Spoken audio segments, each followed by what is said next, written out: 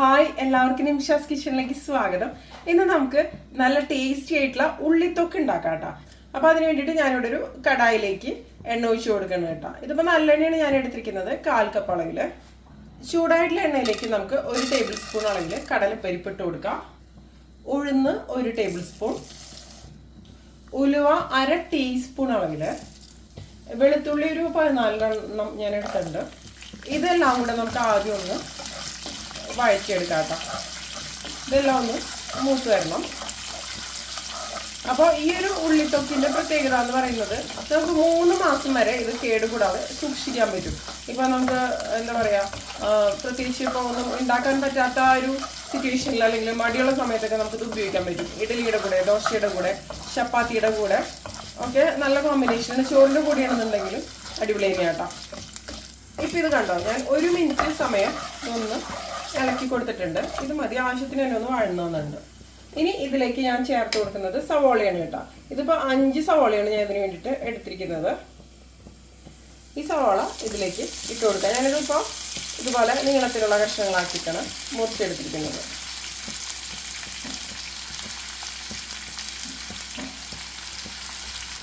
ഇതിലേക്ക് ആവശ്യത്തിനുള്ള ഉപ്പ് ഇട്ട് കൊടുക്കാം. ഇതൊന്ന് മിക്സ് ചെയ്ത് കൊടുക്കാം കേട്ടോ.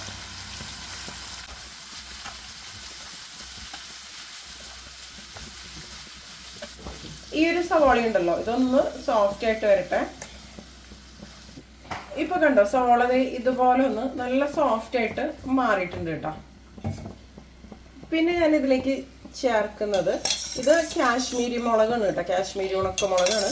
ഇത് ഞാൻ ഒരു 1/2 മണിക്കൂർ സമയം നല്ല തിളച്ച വെള്ളത്തിൽ കുതിർത്തിയെടുത്തതാണ്. ഞാനിപ്പോൾ ഇതിന് വേണ്ടിയിട്ട് ഒരു 8 എണ്ണമാണ് ഉപയോഗിക്കുന്നത്. 8 എണ്ണം മുതൽ ഒരു 12 എണ്ണം വരെ എരിവിനനുസരിച്ച് നമുക്ക് ഉപയോഗിക്കാവുന്നതുള്ളൂ കേട്ടോ. അല്ലെങ്കിൽ നിങ്ങൾക്ക് എരിവുള്ള മുളകാണെങ്കിൽ അതാണെങ്കിലും ഉപയോഗിക്കാം. ഇത് ചേർത്തിട്ട് 1 മിനിറ്റ് ഒന്ന് ഇളക്കി കൊടുക്കണ്ട. പിന്നെ ഇതിലേക്ക് ഞാൻ ചേർക്കുന്നത് ഒരു ചെറിയ നെല്ലിക്ക വലുപ്പത്തിലുള്ള പുളിയാണ് കേട്ടോ. ഇതിപ്പോൾ വാളംപുളിയാണ് ചേർക്കുന്നത്. അതിന് ശേഷം നമുക്കൊരു 2 മിനിറ്റും കൂടെ എല്ലാം കൂടെ ഒന്നും കൂടി ഒന്ന് വഴച്ചെടുക്കാം. ഇതിപ്പോൾ കണ്ടോ, ഒന്നും കൂടി നന്നായിട്ടൊന്ന് വഴന്ന് വന്നിട്ടുണ്ട്. ഇത് മതി, നമുക്ക് ഫ്ലെയിം ഓഫ് ചെയ്ത് കൊടുക്കാം. നന്നായിട്ടൊന്ന് തണുത്ത് വരട്ടെ. ഇനി നമുക്കിതൊന്ന് അരച്ചെടുക്കണം. അപ്പോൾ ഞാനിതൊരു മിക്സിയുടെ ജാറിലേക്ക് മാറ്റിയിടണം കേട്ടോ. വെള്ളമൊന്നും ഒഴിക്കാതെ തന്നെ നമുക്കിത് അരച്ചെടുക്കാം. പിന്നെ നിങ്ങൾക്ക് തീരെ അരച്ചെടുക്കാൻ പറ്റുകയാണെങ്കിൽ കുറച്ച് വെള്ളം ഒഴിക്കാം, കുഴപ്പമില്ല. ഒരു 1-2 ടേബിൾ സ്പൂണൊക്കെ വേണമെങ്കിൽ ഒഴിക്കാം. അരച്ചെടുക്കാൻ പറ്റുകയാണെങ്കിൽ മാത്രം കേട്ടോ. ഇപ്പം കണ്ടോ, ഞാനിത് ഇതുപോലെ ഒന്ന് അരച്ചെടുത്തിട്ടുണ്ട് കേട്ടോ. എത്രയ്ക്ക് അരിഞ്ഞു വരണോ അത്ര തന്നെ മതിയേ. ഇനി നമുക്കിത് തയ്യാറാക്കാം. ഇനി ഞാൻ നേരത്തെ എടുത്ത സെയിം കടായിലേക്ക് തന്നെ ഒരു 1/4 കപ്പും കൂടെ നല്ലെണ്ണയാണ് ഒഴിച്ചു കൊടുക്കുന്നത്. എണ്ണ ഒന്ന് ചൂടായിട്ട് വരുമ്പോൾ ഇതിലേക്ക് 1 ടീസ്പൂൺ അളവിൽ കടുക് ഇട്ട് കൊടുക്കാം. ഇപ്പോൾ കടുക് ഒന്ന് പൊട്ടി തുടങ്ങിയിട്ടുണ്ട്. ഇതിലേക്ക് നമുക്ക് 1 ടീസ്പൂണോളം അളവിൽ ഉഴുന്ന് പരിപ്പ് ചേർക്കാം. പിന്നെ ഞാൻ ഇതിലേക്ക് ചേർക്കുന്നത് ഒരു 2 തണ്ട് കറിവേപ്പില കേട്ടോ.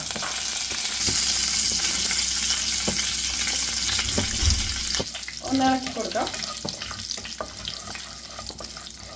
എല്ലാം കൂടെ ഒന്ന് നന്നായിട്ട് മൂത്ത് വരട്ടെ. ഇത് മതി.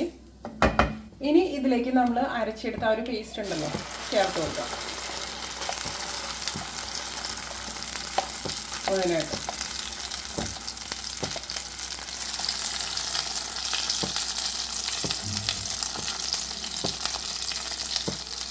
പിന്നെ ഞാൻ ഇതിലേക്ക് ചേർക്കുന്നത് കായത്തിൻ്റെ പൊടിയാണ് കേട്ടോ. 1 ടീസ്പൂൺ അളവിലാണ്. എല്ലാം കൂടെ ചേർത്ത് നമുക്ക് നന്നായിട്ടൊന്ന് മിക്സ് ചെയ്ത് കൊടുക്കാം. ഈ ഒരു എണ്ണയിൽ കിടന്ന് ഇത് ഒന്നും കൂടി നന്നായിട്ടൊന്ന് വഴന്ന് വരണം. പിന്നെ ഇതിലേക്ക് ഞാൻ ചേർക്കുന്നത് 1 കഷ്ണം ശർക്കരയാണ് കേട്ടോ. 1 ടീസ്പൂൺ മുതൽ 1.5 ടീസ്പൂൺ വരെയൊക്കെ ചേർക്കാം. നമുക്ക് ഇതിൻ്റെ ആ ഒരു എരിവ് കാര്യങ്ങൾ, അതിൻ്റെ ടേസ്റ്റ് കാര്യങ്ങളൊക്കെ ഒന്ന് ബാലൻസ് ആവാൻ വേണ്ടിയിട്ടാണ് ശർക്കര ചേർക്കുന്നത്. ശർക്കര ചേർക്കുമ്പോൾ ഒരു പ്രത്യേക ടേസ്റ്റ് തന്നെയാണ്. അങ്ങനെ ഒരു വല്ലാതെയുള്ളൊരു മധുരരസമൊന്നും വരില്ല കേട്ടോ. എല്ലാം കൂടെ ചേർത്ത് നന്നായിട്ടൊന്ന് മിക്സ് ചെയ്ത് കൊടുക്കുക. ശർക്കര ഇതിൻ്റെ കൂടെ കിടന്ന് ഉരുകി വന്നോളും. ഉപ്പ് അഡ്ജസ്റ്റ് ചെയ്ത് കൊടുക്കാം. എല്ലാം കൂടെ നന്നായിട്ടൊന്നും കൂടി ഒന്ന് മിക്സ് ചെയ്ത് കൊടുക്കുക. നന്നായിട്ട് തന്നെ വഴന്ന് വരണം കേട്ടോ. ഇത് വഴന്ന് എണ്ണ തെളിഞ്ഞ് വരണ ഒരു സ്റ്റേജ് വരെ നമ്മൾ വഴറ്റിയെടുക്കണം. എന്നാൽ മാത്രമാണ് ഇത് എന്താ പറയുക, കേടുകൂടാതെ നമുക്ക് സൂക്ഷിക്കാൻ പറ്റുള്ളൂ.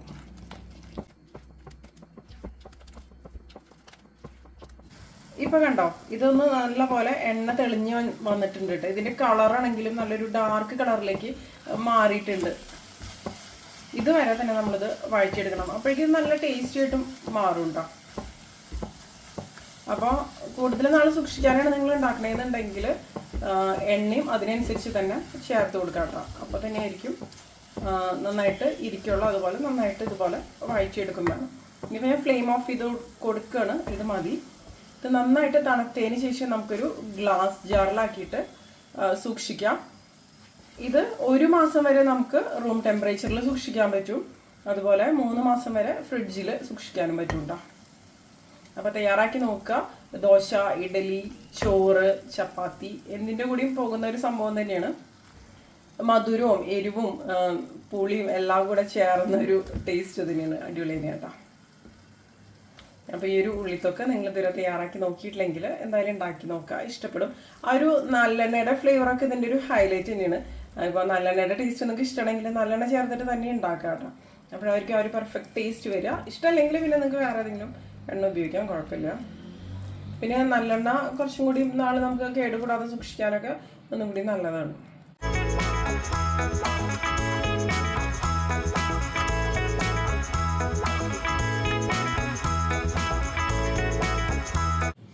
അപ്പം നമ്മുടെ ഉള്ളിത്തൊക്കെ റെഡി ആയിട്ടുണ്ട്. എല്ലാവരും തയ്യാറാക്കി നോക്കാം കേട്ടോ.